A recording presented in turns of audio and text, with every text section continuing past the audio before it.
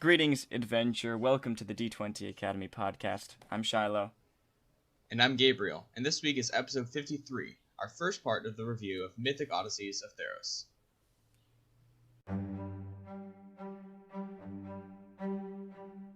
Alright. Welcome to Theros. Just so you think you can dance. Welcome to You Think You Can Dance in Theros.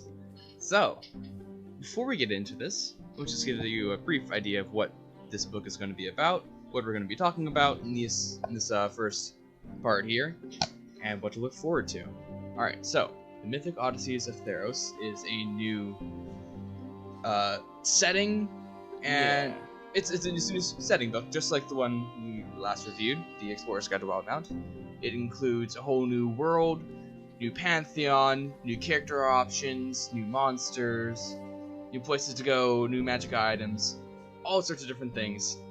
And to briefly describe what Theros is, it is like Greco-Roman inspired. Yeah.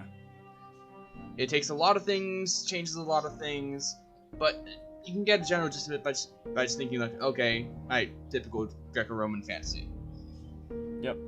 Alright. Actually, Theros is a plane from Magic the Gathering. Yes.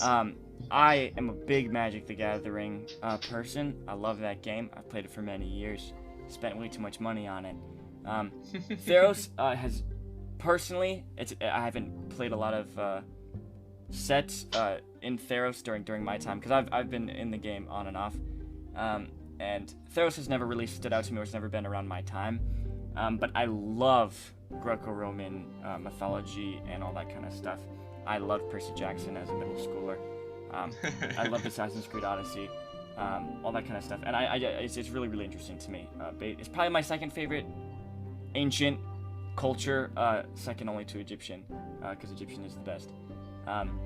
But yeah, I love Magic the Gathering, and I love the art, and I love the world building and the stories that they tell in that game. So I'm hoping that transfers over very nicely into D&D. I've yet to go through this book at all. Gabe has gone through, skimmed through it, so he has an idea of what this is. But this is gonna be all my first reactions to everything in this book. All right, it is very interesting. Let me just say that I love this book so much. It is probably like my favorite official setting that I've looked into. Wow. It is. I'm just a big fan of like Roman fantasy, like mythology and things like that. Yeah. But I really love the things that this book does. All right, let's get into it. Yeah, let's get into it real quick. Hey, Instagram at D20_Academy. We have a Discord. Oh yeah, an Instagram for that. Yeah. We have a YouTube, which is just called D20 Academy. We have an actual play series that we're doing called Unwelcome Spirits. By the time you listen to this podcast episode, maybe there's 2 or 3 sessions out. I don't know. If you haven't already listened to it, go listen to it. It's really cool. It's a lot of fun. Okay, let's do this.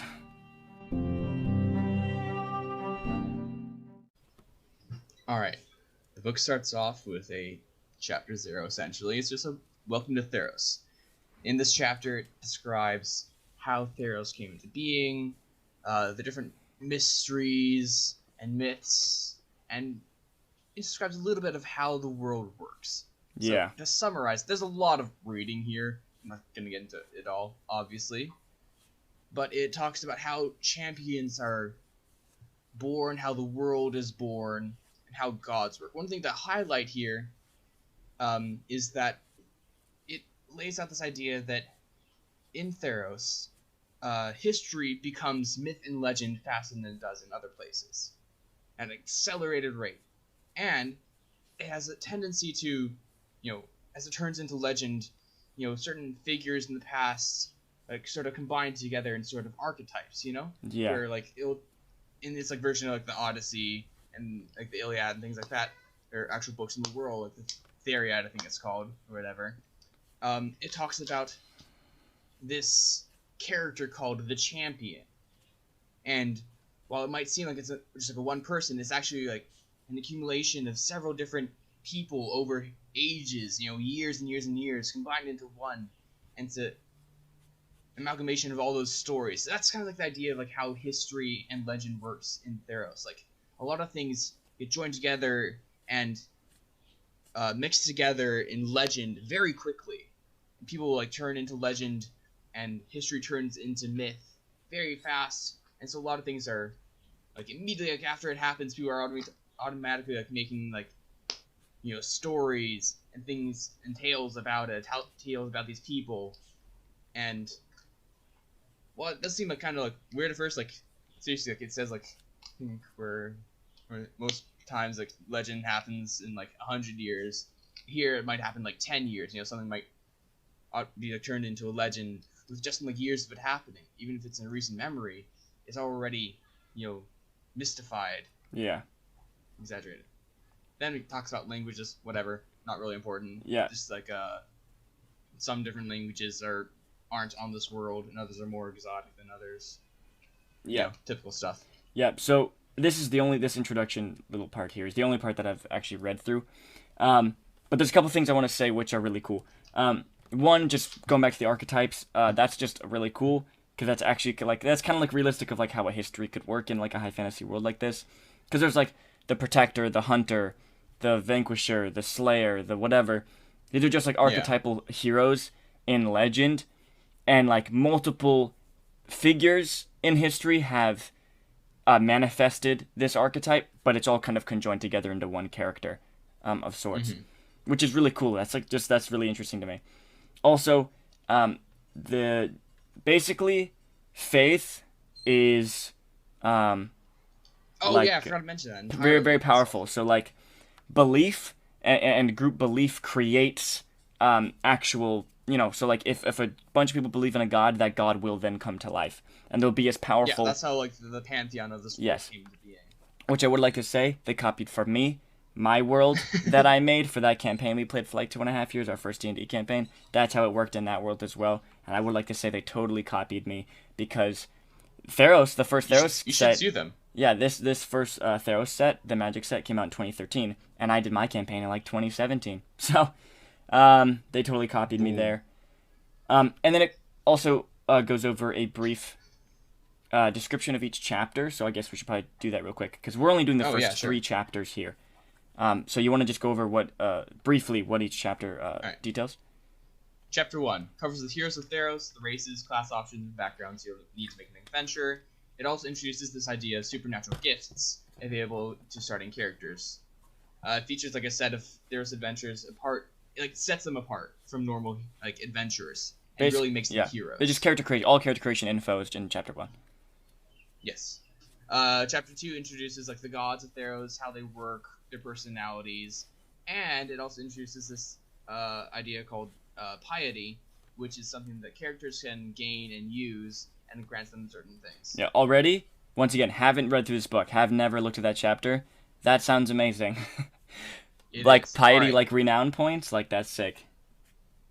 Chapter 3, it then takes a very large portion of the book and talks about the mortal world, the places the players are going to be traveling in, living in, adventuring in, and details like how adventures might work in those different areas, whether it be on land or in sea. So like a gazetteer. Yeah, a gazetteer. Or Chapter 3. Yeah. Okay, Chapter 4 is like just adventures and how to build adventures and stuff. This thing, Chapter 5 is treasures and magical items and stuff like that. And Chapter 6 is monsters and stat blocks and things. All of which I'm very excited for. Oh my goodness, I cannot wait to get into it. Yeah, I'm excited for all of this. This is really exciting. Okay, so that's the introduction. Let's hop over. Oh, also, I forgot to mention the best part about the introduction is it begins with a beautiful art piece by Seb McKinnon, my favorite artist in the world. If you've never heard of Seb McKinnon, look up his work. He's amazing. He's been my phone and computer wallpaper multiple times throughout time. Okay. Character creation. This is the first time I'm looking at this. Once again, dope art. As we know, it's Magic the Gathering. Yeah. It's a theme throughout this book. Like, oh, that art piece is nice. Ooh, that one's nice. Ooh, that one's nice. That's one of the things that this book definitely got right. Alright, character creation. The first thing that this talks about is heroic drive. It's this idea that heroes in Theros are driven and destined and made heroes, and they stand apart from other adventurers. So much so that like all of their ideals, bonds, and flaws are often exaggerated. Yeah. So just make your character more dramatic, basically. Make your bonds more crazy, your ideals more crazy, and of course your flaws, because you know what's better than being an orphan and having both your parents die as a D&D character? Having every single person in your family die in your backstory. So, there you go. I was going to say something like, feeling intense obligation to always protect your family, but that was... No, that's not tragic. So that's not put them ahead of anything. That's not tragic or dramatic enough. Okay, Fine, supernatural whatever. gifts. What the heck is this, Gabe? Because one of Explain. your family members died. There we go. Yeah. Okay, Alright, sorry. explain these things to us. Supernatural gifts. What are To these? you and the audience. Alright, supernatural gifts. This is where the book gets interesting. Every character, at the start of the campaign, when they're making their characters at level 1 or whatever level, they choose a supernatural gift. This can be supplemented for a feat from the book, from the player's handbook, but that's just boring, alright? These supernatural gifts are way more interesting. And how to describe them is that they aren't like part of your class, race, background, or whatever. It's just a defining characteristic about your character. I would like to say something. This is really cool and makes sense. Because in D&D, you're a regular person, but really good somehow, and good at not dying somehow. But in this world, in this very mythological, high fantasy world, it's like some people just are literally just like superheroes and have superhuman abilities, right? Champions and heroes of legend and stuff. And that's what you are. So that's why you get to be really dope and like supernaturally strong or fast or smart, because that's what you are as a D&D character, right?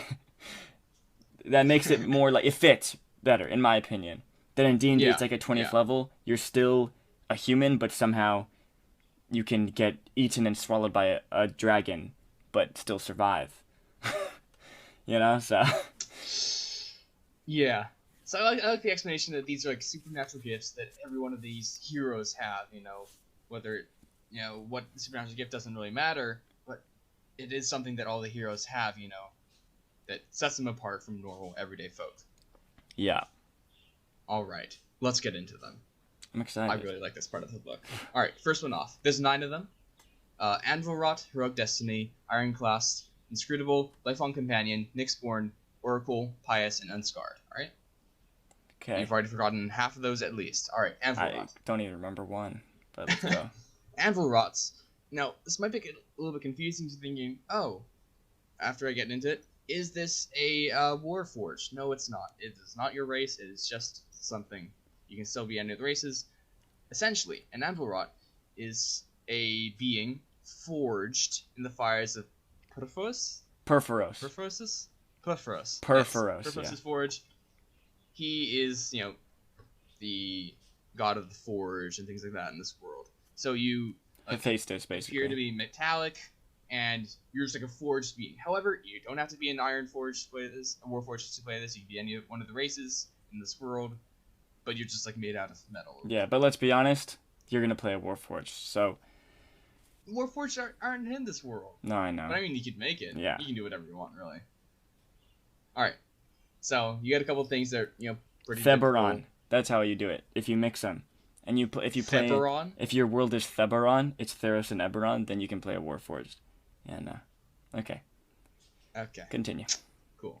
So, yeah, Anvil Rot, you get the typical things you would think of when you're a machine. So, you have advantages on saving throws against being poisoned, you have resistance to poison damage, you don't need to eat, drink, breathe, you're immune to disease, you don't need to sleep, can't be put to sleep. And each one of these supernatural gifts gets at least like one little benefit, one little bonus thing here, like an ability or some of this sort of thing. So Anvil Rots get Sentry's Rest, which basically to take a long rest, you don't need to spend 8 hours of sleep. You spend 6 hours in inactive motionless state. However, you're still aware of the things around you, so you can act as a sentry. Hence, Sentry's Rest. Yep. Yeah. That's either super useful or not useful at all, depending on your DM. Yeah. So like this is one of the ones like, oh, it's like pretty basic, I get this. This is basically just like racial stuff from a Warforged. Yeah. The other ones are more interesting. I like that at the end of every one of these descriptions of these heroic supernatural gifts, it gives like a random table of characteristics about like how you might have gotten this gift or the nature of your gift, things like that. Like, oh, was an anvil wrought made for a specific purpose? Was it an accident? Was it a mistake? Something like that. There's a bunch of different options here. Just add little characteristics to your supernatural gift. Sorry, I'm talking way too fast. Okay, what's Heroic My Destiny? apologies. Oh, that's the next one. Yes, Heroic Destiny is the next one. Okay. Great deeds lie in your future, and it will take extraordinary effort to kill you before you accomplish those deeds. Basically, you are hard to kill. Cool. So, like... That's essentially the supernatural gift. A barbarian. Mm-hmm. A barbarian paladin druid, basically. Screw that thing. Sorry. We definitely need to make that. So, you get advantage on death saving throws, which is a cool thing that I think only monks get, as far as I know. Yeah, it's pretty cool. I don't know. I don't think that's in any core ability. No, it's in monks. You get advantage on all saving throws. Oh. No, you get proficient. Is he proficient? I don't know. I'm not familiar with the monk.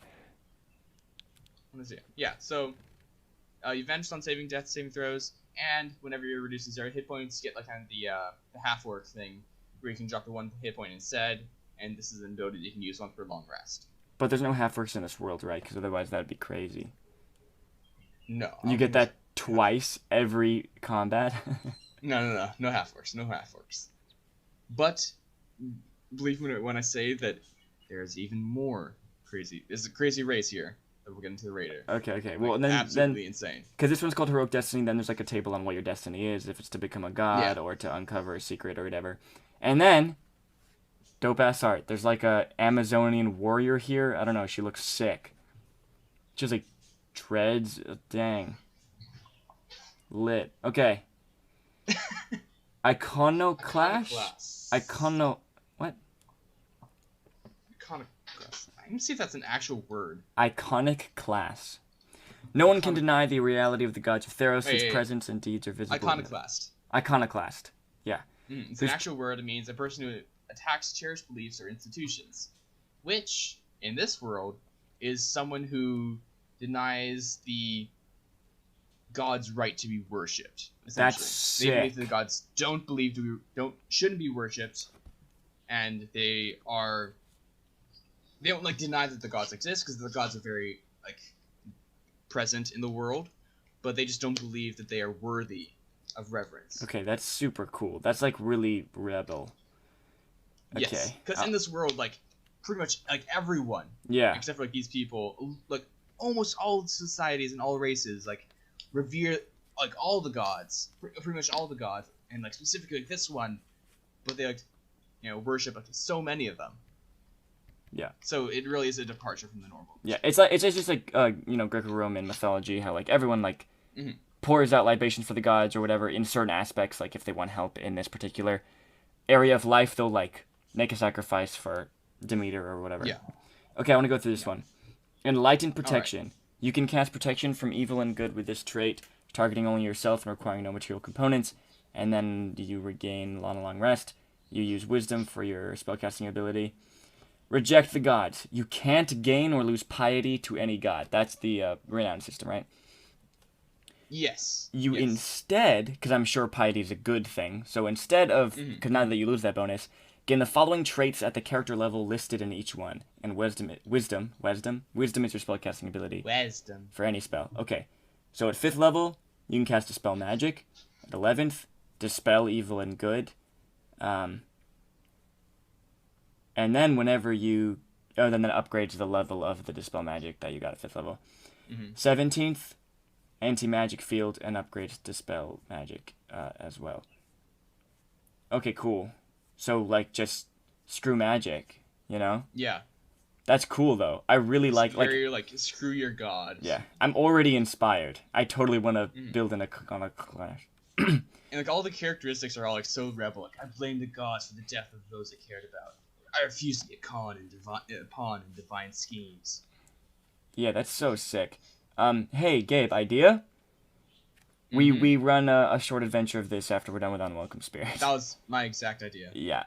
I was already thinking of campaign ideas. And I'm already Okay, pained because moving on. I kind of want to run one, but I also like these character things. All right, next one. I will let you, out of the kindness of my heart, I will let you DM. Wait. So I can play some of the character ideas I have. I didn't say that. No, hold up. Anything I can do to help you out, I love it. I'm here to help. I'm your servant. Okay. All right. Inscrutable. Inscrutable. Inscrutable. Like a phoenix, you have a mind like a maze, impenetrable to mortal scrutiny. Like a sphinx. This might be a gift. You said phoenix. Yes. Same thing. Not at all.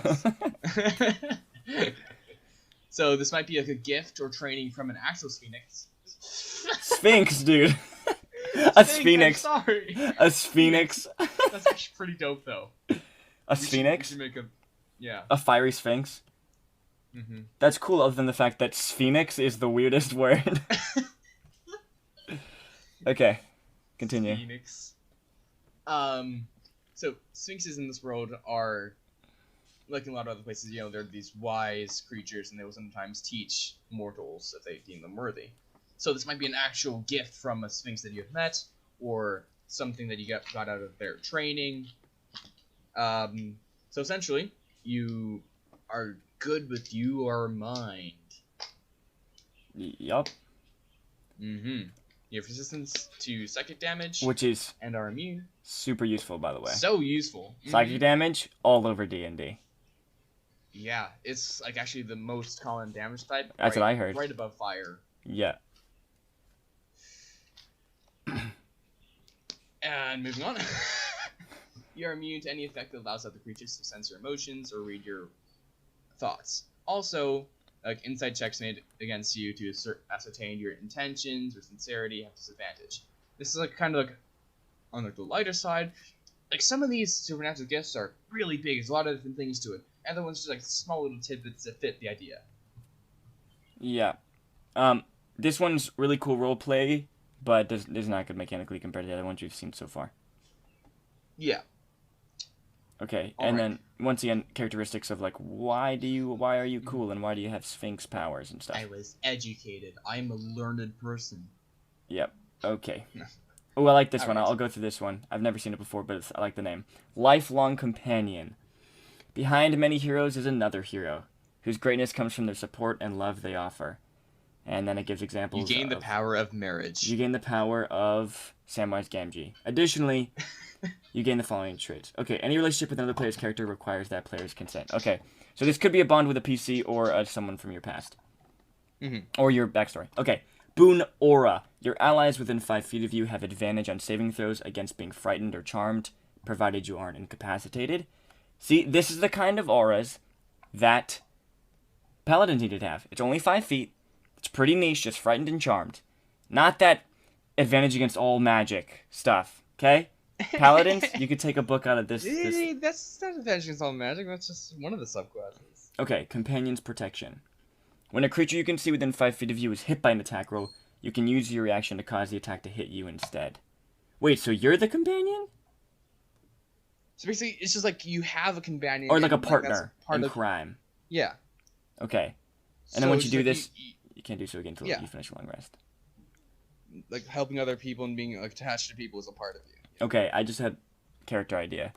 So you're playing like a really big barbarian, like I'm thinking Green Giant, okay? But you're like really nice. Like you're just a nice, wholesome, innocent little, barbarian character.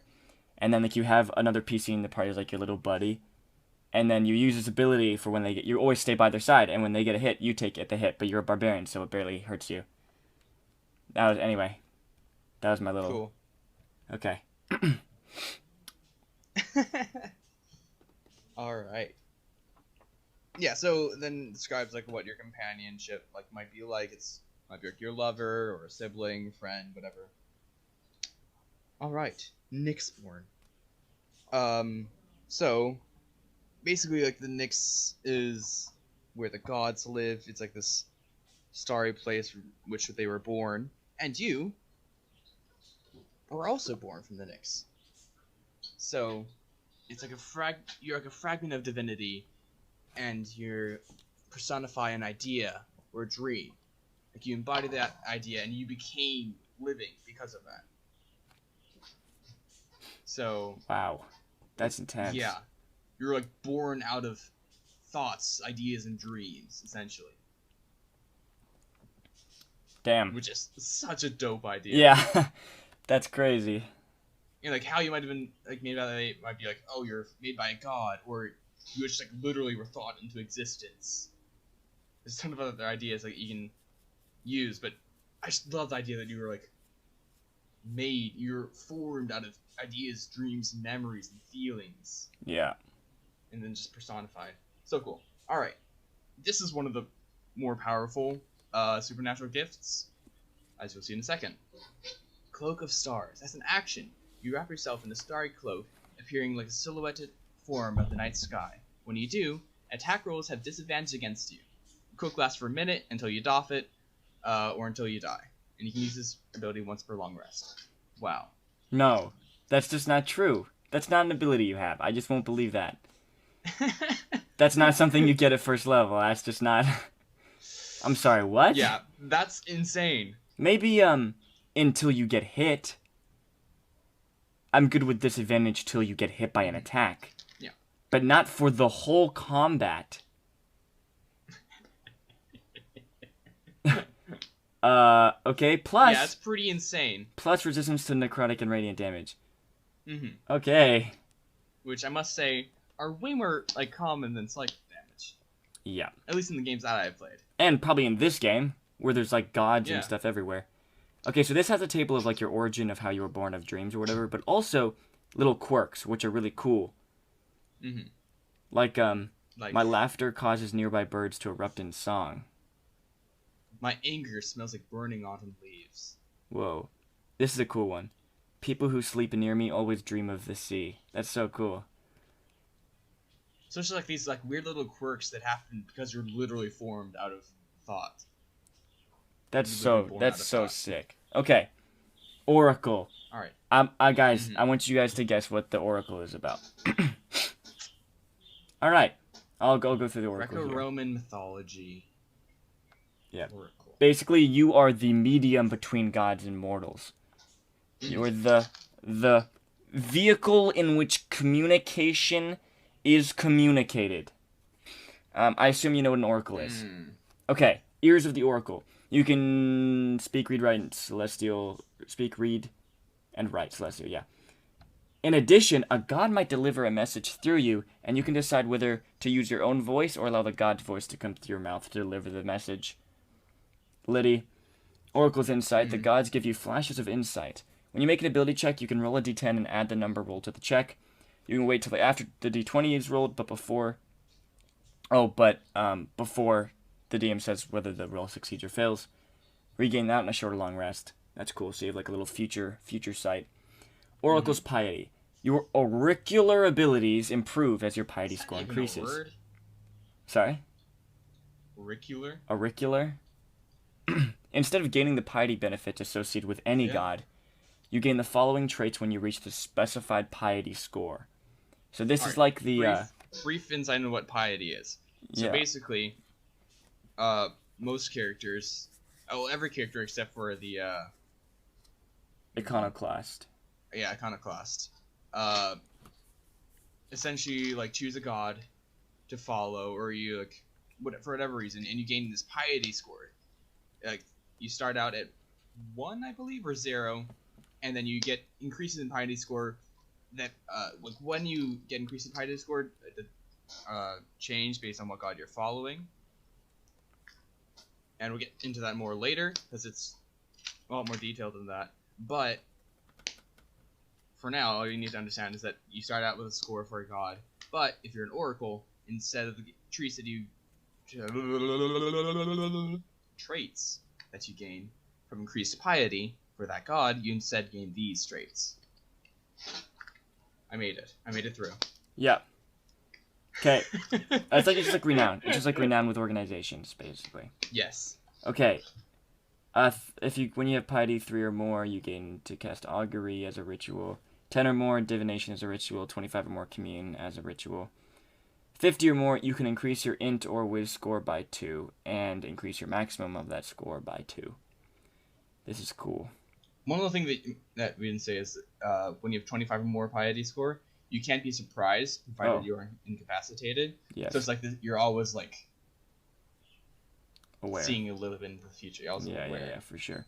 Okay, then Oracle Curse. You have some sort of curse because you get to see the future and get visions by gods, and that's cool. But you're haunted by nightmares, or this is the dopest one. I know exactly how I'm going to die, and I can't do or say anything to prevent it. That's the most terrifying thing in the world. Okay. That's really cool. There's really, a lot of cool ones here. Yeah, really interesting. Like, a robot monster Nyx watches me constantly, and I see it every time I venture outdoors. Yeah. Okay. Or a really depressing one. Really. Anytime I go close to someone, I see them aged, dying, or dead. That's cool. Yeah, Oracle sounds like a really, really interesting character to play for sure. Like, really, really interesting. I can already tell the chat I would love to play an Oracle. Sorry? Nothing. Okay. Take away Pious. Pious. Everyone likes gods, right? You like gods more. Ooh. You are pious. You were born with a particular connection to a deity, and you've been winning their favor with your god since birth. So, pious protection. If you fail a saving throw, you can re-roll it. You must use the new roll. You can use this once for a long rest. Religious study. You have advantage on any religion check pertaining to your chosen god.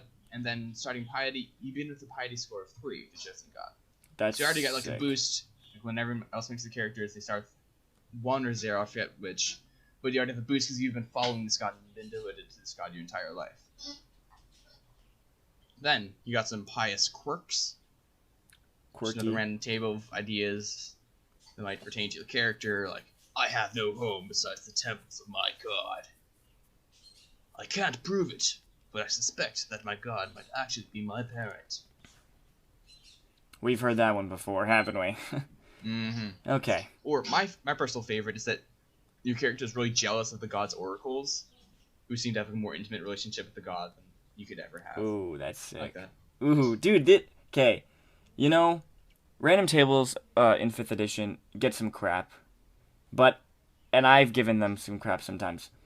But these are all really good, and these are all very inspirational, and I think that's what they're about, and that's what they're for. Yeah, not to rag on Matthew Mercer, but these random tables are a lot better than those.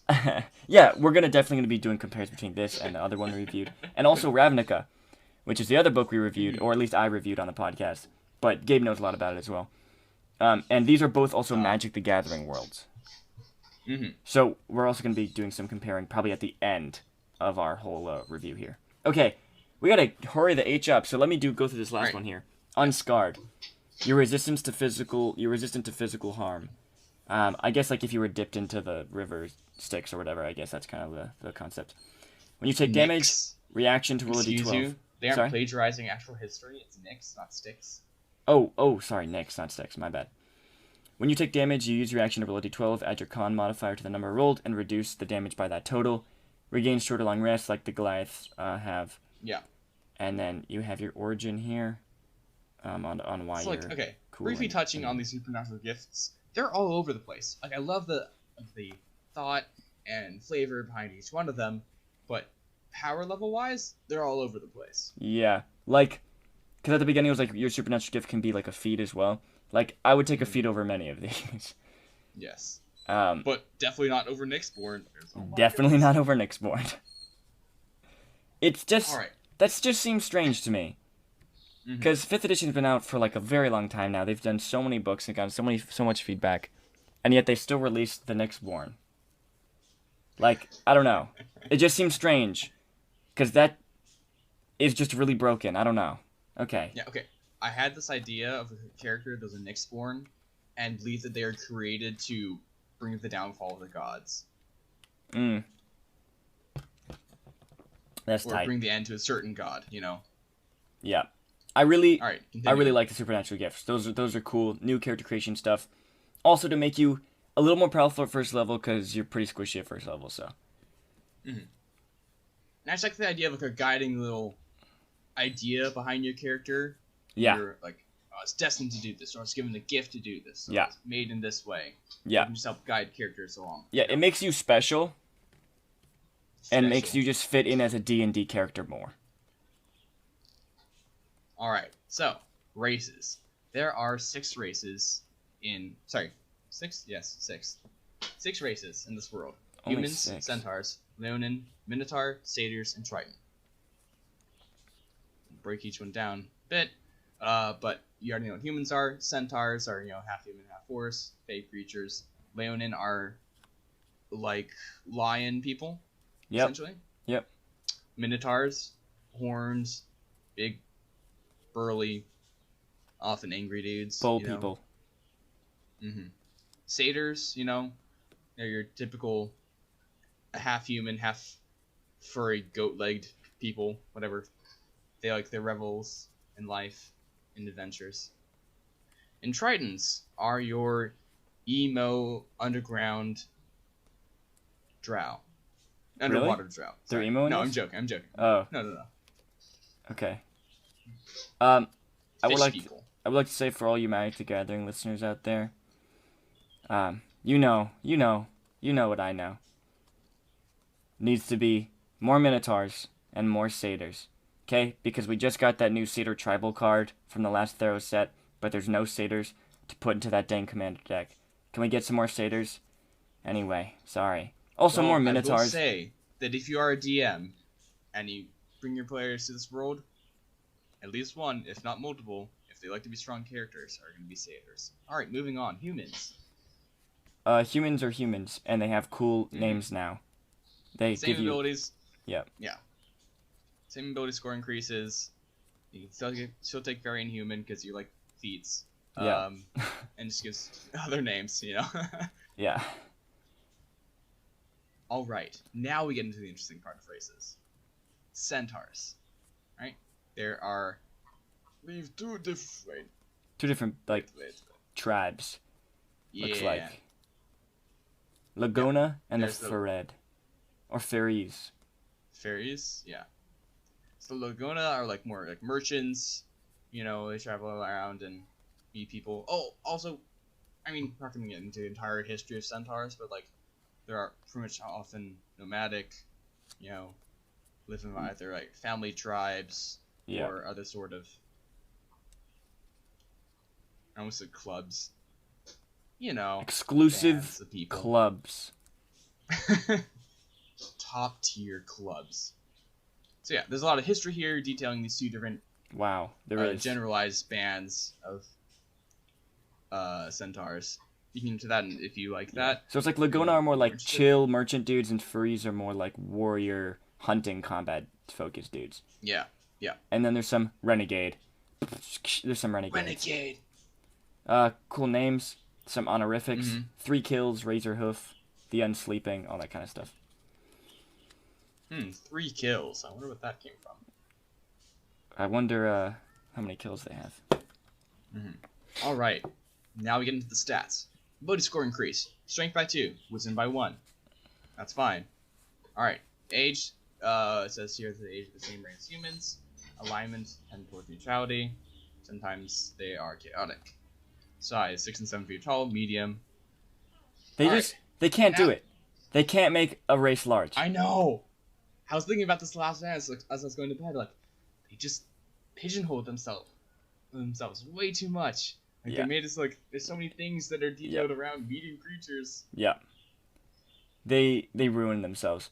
Also, by the way, Centaur has appeared before in other source books, and this is the same stats it looks like. So, don't worry, they didn't change anything. Question: are they Fey in Ravnica? They are, or they're. Okay. I don't know if they're Fey, but I think they're monstrosities, maybe.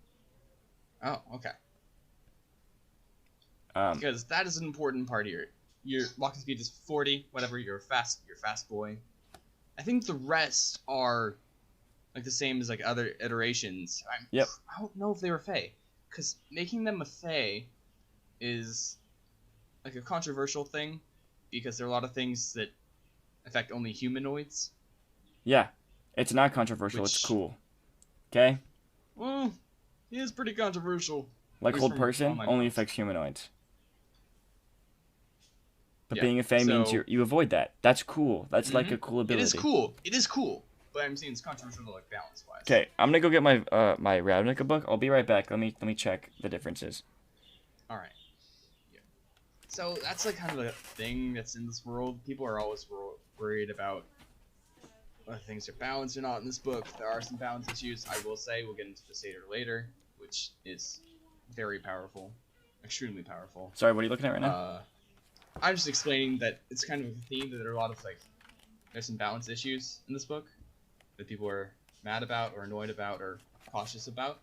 But as always, you know, get a feel of things for yourself if you're DMing or playing. If you feel something is overpowered or underpowered, work out a solution. That's what this game's made for, you know?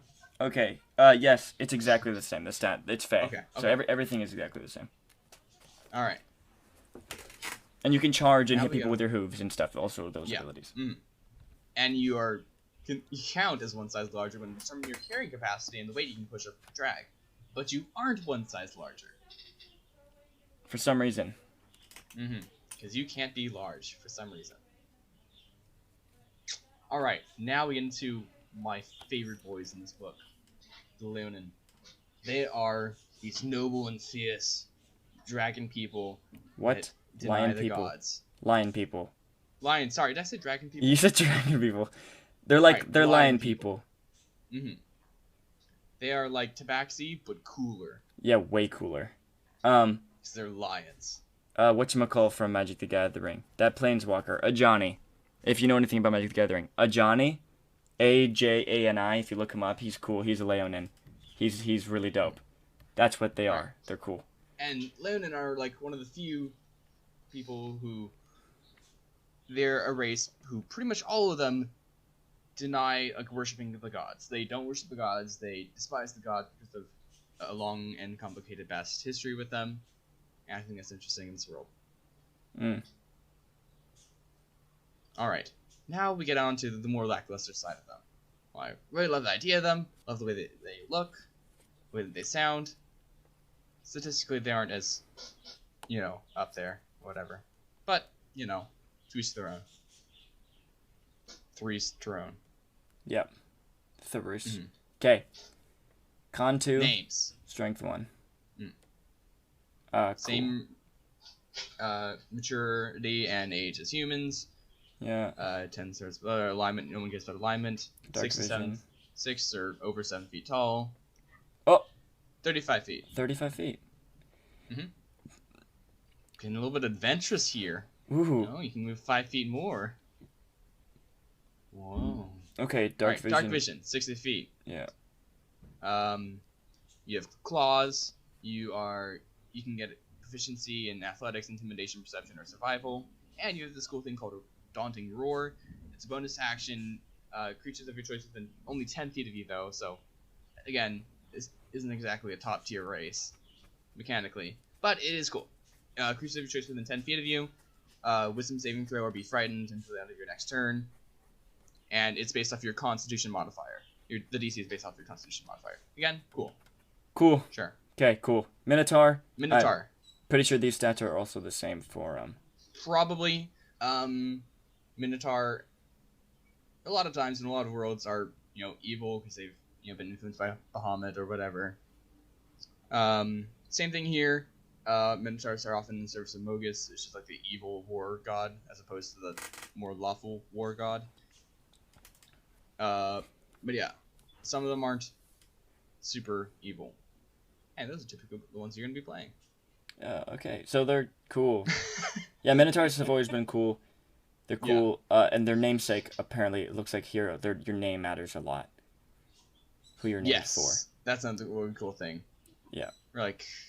You're named after a strong or important Minotaur in their history, because they believe that naming someone after having a namesake means that they will follow their same destiny.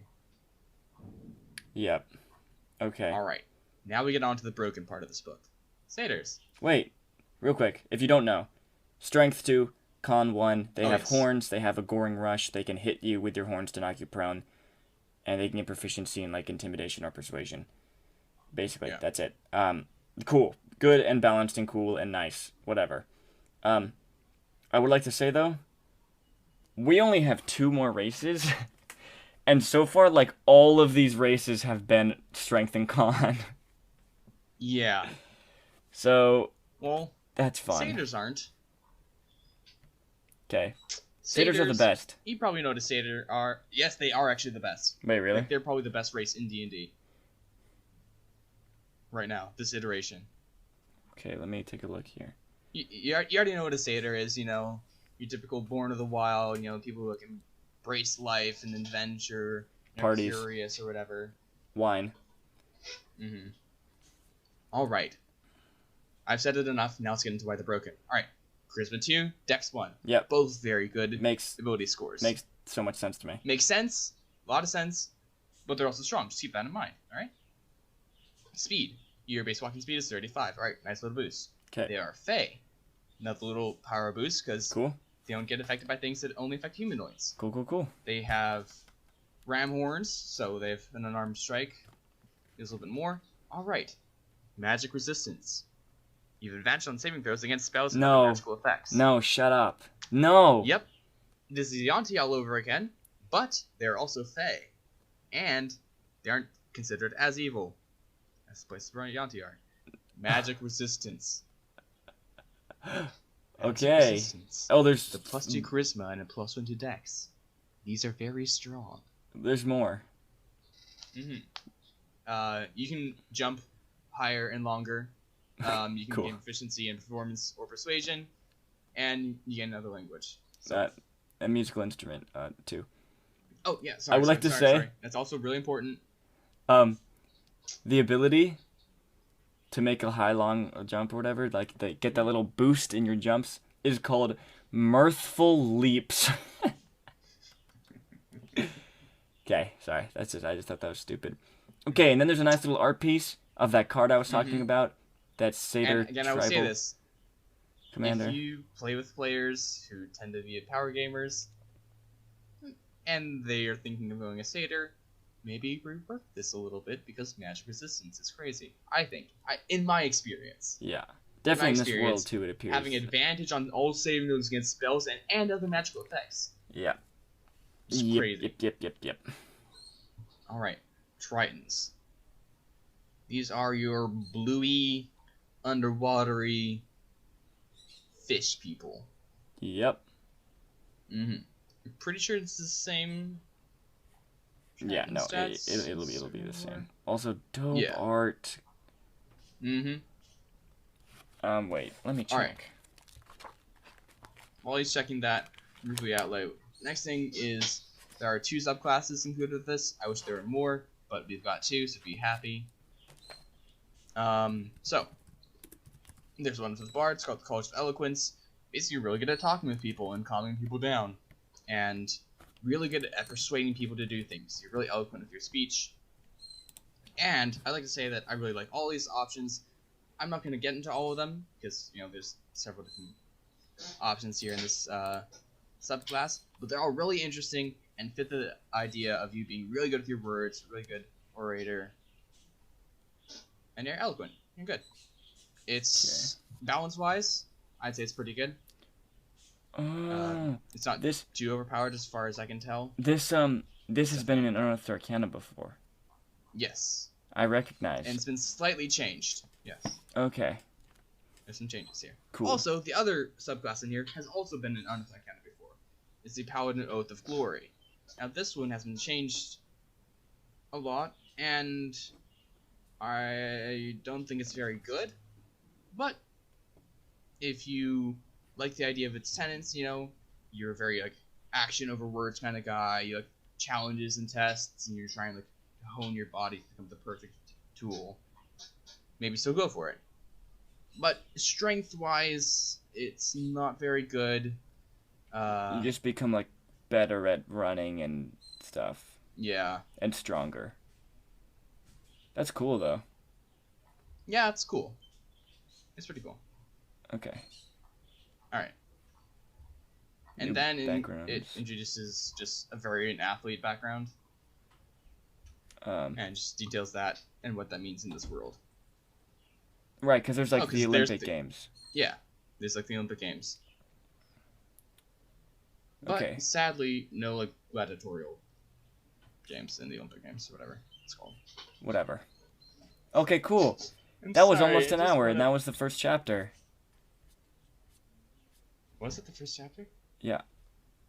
All right. Okay. Holy balls. Let's just Okay. briefly touch on gods Yeah. because there's no way we get through all of gods, but I show you guys what's in this a bit. Okay. Yeah. And nobody wants to hear us So- talk about every single god because there's like 20. Yes, because there's like 15 of them, I think. Also, a lot of There's a these have lot. really broken magic cards, by the way. Okay. Okay, that's cool. No one cares. All right. So they detail each one of the 15 gods, their alignment, what cleric domains fit them, and like their symbols, and then it gets into the piety system. So basically, wait, do you start at 1 or 0? Yes. So when you choose a god to worship at the beginning of character creation, your piety score related to that god is 1. Your score increases by 1 when you do certain things to advance the god's interests. There's certain like thresholds 3, 10, 25, and 50 for piety scores, and at each one of those places you get a benefit related to that god, which is pretty cool. And just okay, I love this so much. Like, yes, the details like how you can like change the gods that you worship, and you can also like lose your piety score or whatever.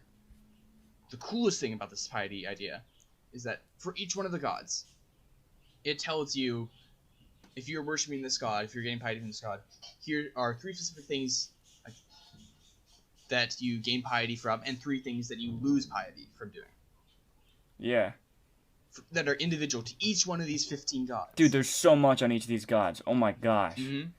And then it details what like the benefits you get from reaching that piety score. I love this so much. Okay, right? okay. Let's talk about this. So real Each one quick. details like Yeah. I'm just looking at this first one right here. Athreos, God of Passage. Really, really good card. Works in good Shadowborn Apostle Commander decks. Anyway, he's like the god of taking people from life to death, essentially. From my memory of Magic the Gathering lore. yes, that's correct. He's like the ferryman in Greek mythology, that dude who ferries that boat into Hades. Okay. So we have here what it's like to worship Athreos, what it means. This is really cool. The myths that include Athreos, like the stories that he's in, and he gives like 3 examples and like a pretty big paragraph on each describing that myth, which is really cool. Alignment. Okay, so usually lawful, often evil. It says for this god, but it's different for all the other gods. I guess this is detailing what champions of this god. Yeah, they're champions of this god are like. Yeah, suggested classes, suggested cleric domains, suggested backgrounds. Come on. Athreos circumstances from which you came into the god's favor, Yes. that they would choose you as a champion, or like there's so much. Wow. For each one of these 15 gods. Yeah, and they're juicy too. Like these are good, juicy, inspirational tables here. Hit ideals that you might agree with for him, that you might have as your own ideals. Very cool. Earning and losing piety. Yep. Like, and these are individual. I love Yep. that. They didn't Yep. just like Yep. put out a blatant, okay, you gain piety from, worshiping your god, helping people, or like winning battles or something. It's like individual things like providing coins and overseeing burial rites, Yeah. or ensuring that the deeds and knowledge of someone who has died are preserved, individual things for each individual god. And same with other things like how you can lose piety, like denying final rights to a dying person, or stealing from a tomb. Yeah. Mwah, mwah. Mwah. I love this Mwah. so much. And then the benefits you get for each reaching each level of piety. Okay, so it looks like that for each of these piety ranks, like 3 and then 10 and then 25, 50, it looks like you just get spells. Some like spells. And like the last one is you gain like an ASI and ability score increase once you reach 50 Yeah. piety. But some of them aren't spells. Some of them are like you gain advantage on persuasion checks when you're in the city for like the next god, or there are like certain individual ones. A lot of them do default to spells, but there are other ones like when a creature dies within 10 feet of you, you can use your reaction to gain temporary hit points. or Yeah. the Mogus, which is like the evil god of slaughter or whatever. His are I believe like you get some of like the paladin smites, like wrathful smite and blinding smite, which is cool. Whatever. Okay, cool. Yeah, I actually have no problem with the spells. There's 15 gods. They each have like 4 different upgrades, depending on your piety and all that kind of stuff. So I really have no problem that they didn't have to come. They didn't try to come up with a new ability for every single one, because I think it would just feel really weird. Yeah. So that's cool that there's spells and stuff. And it's a lot to keep track of, Yeah. Always like, new abilities. So. Yeah. Lots of balance and stuff, and spells that are already balanced, enough. Okay, so these are all really cool. There's a ton of them, and they're all. I want to shout out the amount of detail that is in this book. They're on this massive task of a whole new world. New pantheon, 15 gods in the pantheon. Yeah. 15 gods. Yeah. And they did all of this work for each god to detail who they are, what their sphere of influence is, their goals, their relationships to the other gods, how people worship them, like tales and myths about these gods they're involved with, how you might gain piety, lose piety, what class, what alignment, what cleric domain, what background might you be if you're worshiping this god. How did you gain this god's favor? There's so much work put into each one of these gods. It's such a great commitment to providing detail. No, for sure. And I just think for like character creation and everything, like this is just such a clear like direction and goal for your character, and it just helps not only, make your character more unique than the other characters and stuff, but also just give them inspiration to the backstory, how they gain their favor, like their ideals, what they believe, what their motivations and their goals in life are, to further the goals of these gods and stuff. Mm-hmm. So cool. This is so detailed and so cool, and there's 15 different ones, so like very rare anyone in the party is gonna like have the same god or like even a similar god. Which is really important because in this world the gods are so involved, and like practically everyone worships the gods. They're a big part of this world, so they needed to have detailed gods with detailed information about how you might be a champion of this god. Also, there's dope art pieces for each one of them. Yeah, these are all.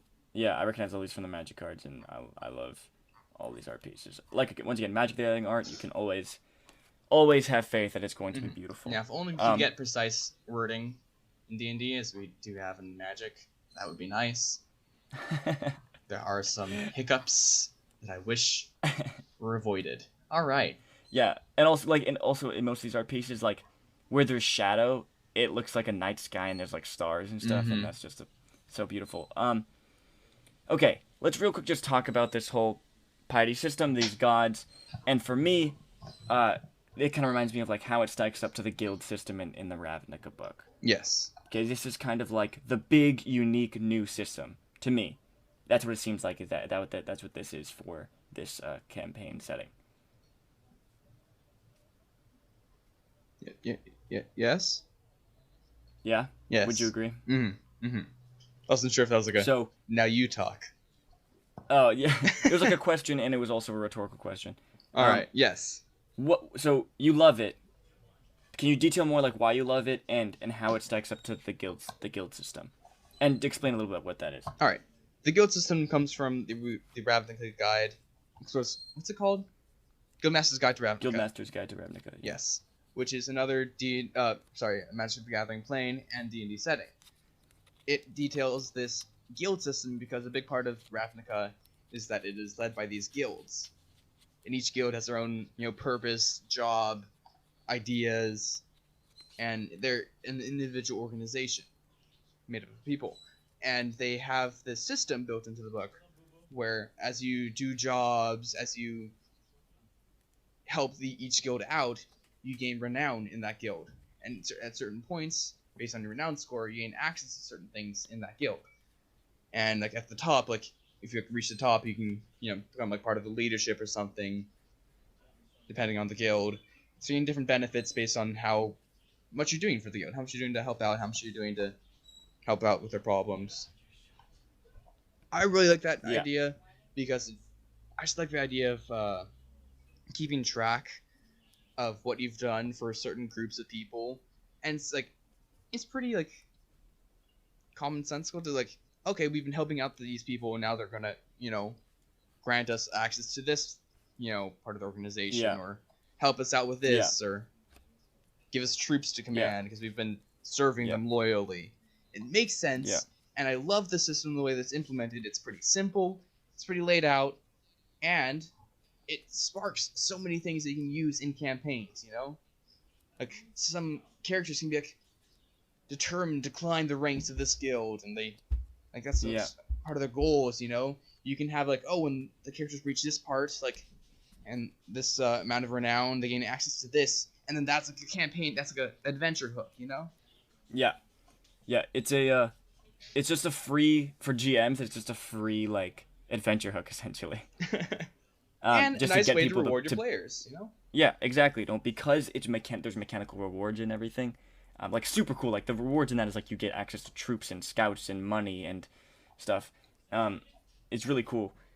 But it's like mechanical benefits and rewards for climbing the ranks of this guild, which means that they're just going to go on those missions. Sometimes it's hard for GMs to get their players to want to go on the missions or care about missions or to go on adventures and stuff. But with that system, it's very much like I'm a part of this guild. I want to climb ranks to gain more reward, so therefore I will do this adventure. Mm-hmm. And so that's really nice and helpful for GMs. And that is exactly what this one is like as well. Yes, that's these gods really and their tenets. especially helpful. Like both these systems are especially helpful for providing incentive to new characters and to new players. New players are often okay, just DM tell me what to do, and they just kind of follow the flow. But having like these laid out systems of like, okay, like you're a part of this, you follow this god, or you're part of this guild, it's obvious. Like there's an obvious like idea of like, okay, this is what I want to do. This is what my character wants to do. This is what I can do to advance my character. Yeah. Yeah. No, it's cool, and also both of them also have systems of like helping you in character creation and what you believe in and what you care about and stuff. Both of them also help you in character creation to focus your character and stuff. So I also like that. However, how as cool as the guild system was, and that's really what drew me to it the most about that setting, and why I started a campaign and why I cared so much about it and why I thought it was really cool was that guild system. As cool it was in theory, we found it was a little hard to actually implement because people in the party were of different guilds, right? That's cool. That makes sense. That would make sense, right? Because you want your party to be really diverse and be all these, because there's so many cool different guilds and everyone wants to be a different part, like different one, and that's cool. And that's what you want in your party. But that means that like if one of them and their guild like assigns them a mission, like the rest of them are going to tag along, but they're not going to get anything out of it and stuff. And it's just hard and just it was just actually ended up actually being a little clunky and just a little strange. Unless like your whole party is from the same guild, but that's boring. With this though, and correct me if I'm wrong, but it appears like you can track different piety levels with different gods. Me see. I don't know if that's correct. But if that's true, then if you're a main follower of Heliod, which is like the god of the sun, and your friend in the party is a main follower of Crufix, and the cult of Crufix, or the main group who follows Crufix, assigns your party a mission, and you go on it, yeah, your friend is gonna, that's he wants to do that because he's gonna get piety levels on Crufix because that's his main god, but so are you. And over time, you can slowly accrue a little bit of benefits with Crufix as well, even though you're also focusing mainly on Heliod. And that seems pretty cool to me. All right, I don't and think, a way to I circumvent don't that think problem. it's actually that way. Okay. I think what you're saying is that like, why would I go on this quest for this god if I don't get anything out of like any mechanical benefit while this character is getting piety score?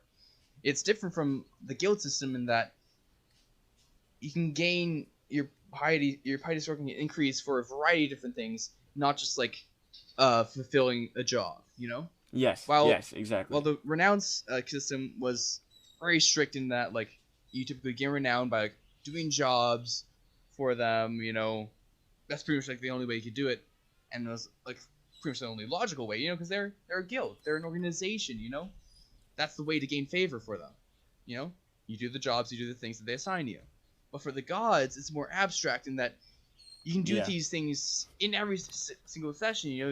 It says that you're expected to gain piety, at least one piety score per session, typically, because the amount of ways that you can gain piety are way more varied and less tied down to just completing a job. You can just Yeah. help someone out and gain piety. You can just it's like that person you're walking down the street past. You can toss them a coin and give them a word of advice and gain piety. You can gain piety while on a mission from another god. Yeah. It makes more sense because the gods are also intertwined, and involved. It makes sense that you can gain piety while not necessarily even being on a job specifically for that god, because they're involved. They all have their own circles of influence. Yeah. Yeah, sure. And in a way, I like that better, and I also like that less. But it does seem like it's a little more clean. Mhm. I'm just a little afraid that it could end up being like how XP turns people into murder hobos, because of how loose and sometimes how simple those things are. Mm. It will take out of the game if people are just kind of continually trying to gain piety for doing these things or whatever. So I don't know. Yeah. Once But again, also at the same time, I think it you have makes to more see it in action. sense for people to, instead of murder hoboing, oh, my god is really about helping out the poor, so I'm gonna take every single chance I can to help us out. It's a bit more fitting, and it's less of a outside of the game thing. Murder hoping is oh, I know by killing things I get XP, so therefore I'm going to kill everything. In this case, it's more oh, I know that I can gain favor by helping people out, by doing this, by providing coin, by doing this and that and this and that. It's more varied and less drastic. Sure, but I just think in the same sense that it could still just take away from the game and the story. You know what I mean? But here I'm looking at this one Athara, and one of her things to earn piety is defeating a tyrant who threatens a city's freedom. Right? That's great. So that's going to be a little plot arc. And when the follower of Athara and her friends, the party, right, they deal with this threat, she gains piety. But along the way, right, the follower of Athreos might the ones who are being subjected and killed and hung unfairly by this tyrant, and he's giving them that player is giving them proper burial and all that kind of stuff. He's also getting piety while helping the follower of Athara deal with this tyrant. That's her drive and stuff. That's really cool. Mixing these things together, and also I think it helps. It can also encourage ways for players to connect. Yeah, exactly. In their different goals and things. What I was trying to get to before. All murder hoboing is pure greed for XP and leveling up. The greed for piety can be an actual character thing that isn't as disruptive as trying to murder everything. Being someone who wants to be super pious and do all these things for his gods, do all these things for their god, is a lot more believable and easier to facilitate than someone who just wants to kill everything so that their character can mechanically increase in strength. Yeah. I see what you're saying. It might take out from the game, but I think that's a lot up to the players and the DM and how you handle it. As with everything, I obviously. Agree. Yeah, I agree. Once again, I don't know how it's going to work in practice. And maybe if we do an actual play of this, we'll see. But I'm very interested. This seems really cool, and I like this a lot. Like the guild thing, I don't know how it's going to appear in practice, so we're gonna have to see. Hopefully it's cool though, because it seems really cool, and I really like this system. All right, so I think that's all of our time today. We didn't get quite into the third chapter where it breaks down the realm. I mean, here's the thing. Gabe, 4, 5, and 6 are packed. Yeah, and that's true. You know we're going to talk a lot about them, and this Gazetteer is going to be very quick, so I think we can. All right. Gazetteer. Okay. Wait, I actually skipped a chapter. Oops. Cool. Yeah, basically, the world... Ooh, this map.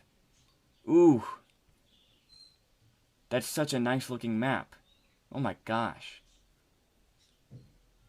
That's so clean.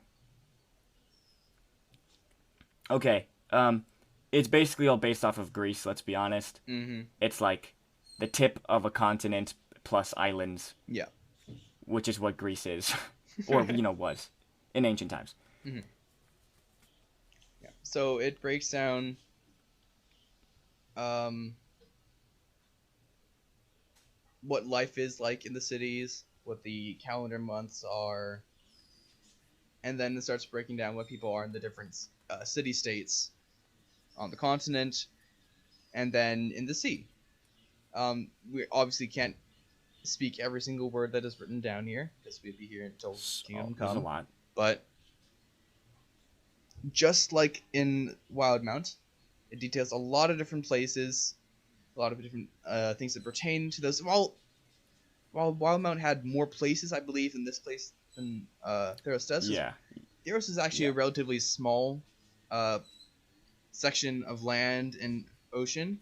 I believe it's something like 200 miles in diameter or diameter or radius. Whatever. I don't quite remember. Might be 200 miles or 400 miles across, but it's relatively small compared to a lot of other settings. So it makes sense that there are less places, but it does mean that there's less information that you're like bombarded with all at once when you go to this gazetteer. Like, oh, here's this 35 billion different cities and what they're like in this specific part of the world. And while it might be a little bit more general, might have like less interesting places to go to, but it allows more time and space for each individual place. Yeah, this is definitely not as detailed as the Wildmount guide, which is a blessing or a curse depending on the kind of GM you are. Yeah. I dislike that only map you get is a very big, clean looking map, but it doesn't have any roads or anything, and you never get any other zoomed in maps. It looks like of particular regions or whatever, which I dislike. But it's definitely not as detailed of every single forest and river and road. It's kind of going over these different regions or like each city. They all seem pretty different and cool and unique and definitely enough to run a whole campaign. Like, of course. There's definitely enough here to run a whole campaign for sure. So don't worry about that. And the art is gorgeous all the way through. Yeah, and it does also, I guess that's something we can talk about at the end of the book. When we're talking about art and stuff and the map here, it does also give some example like battle maps for certain places that you might run into, which is, I think, a nice little touch. Actually, I really, really, really like that. We may get into that because maybe they detail that in the next chapter, but I'm not sure. But I did see that they have little like battle maps of like what a temple or an arena or whatever, and that's really cool because that's super versatile compared to the maps that was included in the Wildmount guide, which were just specific to those 4 adventures included in that book. Cool, obviously, because that's an adventure and that's specific to the adventure. That's dope. But I also like the way that there's also just battle maps that can be used in versatile ways all throughout any campaign in Theros. Yeah. That's really cool to me. I think it's a nice little resource for DMs to have built into the book that they bought, Also, it details a little bit like the underworld and stuff as well in this gazetteer, which is really cool. The underworld has like these massive chains connected to it, and like there was a cycle of lands in the last Theros set that like had all these big chains, and it looks gorgeous. Yeah. No one cares, nerd. It's beautiful. The art is just so beautiful. Okay, that's the gazetteer. Yeah, so they go through all these different locations. There's tons, and they're all cool, and they're all very, and it's very obviously inspired from Greco-Roman mythology. Mm. There's like Troy and Rome and all that kind of stuff. Yeah, I also like that it details like the sea because there's also room in this world for you to have like pirate and like sea-based adventures. Yeah, which I think is really cool. And I don't think enough worlds detail like the ocean around and like the islands around the continent. I agree. Also, the sea is just very Greek, you know what I mean? Obviously, because it's like a collection of islands and stuff. So it just fits really well in like the history of Greece and, you know, just their like warships and all their battles that they waged overseas and stuff. So that is cool as well. I agree. That's really dope. Duh. Yeah. Okay. All right. I think that was the first 3 chapters there. A lot of talking, but you know, there you go. What can we say but what we said? Seriously, what can we say but what we say?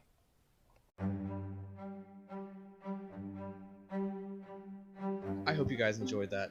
That was our first part. We ranted on for a lot, but that is normal for us. You must be normal, used to it by now. Yeah.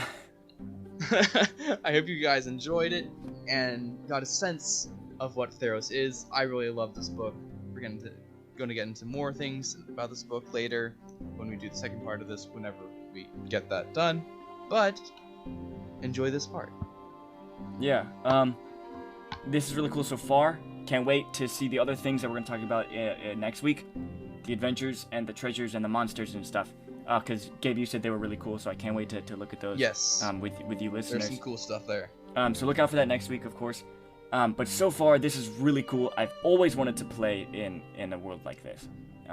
Ever since I started playing D&D. Because once again, I love Greco-Roman mythology and stuff like that. Just so cool. Yeah. So, which is why you're gonna love it DMing for me. Yeah. Even more. You know. Actually, though, I really think doing an actual play of this is a really good idea. I like that we're doing little, like, actual plays of each, like, when we look at, like, a campaign setting, whatever. I think that's really cool. To give people an idea of the new stuff in it and all that. Mm. So, if everything goes well, and if Unwelcome Spirits goes well and is, you know, cool and not too much work for us, we'd love to continue with little actual plays. And I'd love to do one for this. So, that's cool. I'm really excited to look at the rest of this book. Instead of like Let's Plays, yeah, you can call them Little Plays. Little plays. Yeah. Hey, don't forget to follow us on Instagram. We do all this kind of update stuff on there. On our Discord, where we do homebrew highlights every week and stuff like that. D20 yes. Academy on Instagram. And YouTube. And hey, Find there. by the time you're listening to this episode, I may have a YouTube video up. There's a couple different ones I'm playing around with at the time of this recording, but I want to get one done and up on that channel soon. It's like going to be a shorter, sweeter, bite-sized kind of thing. By the time you're listening to this, it may already be out. Or I may have already talked about it on my Instagram or Discord that it is coming out. But anyway, yeah, go check that out. Go find us on YouTube. Alrighty, until then.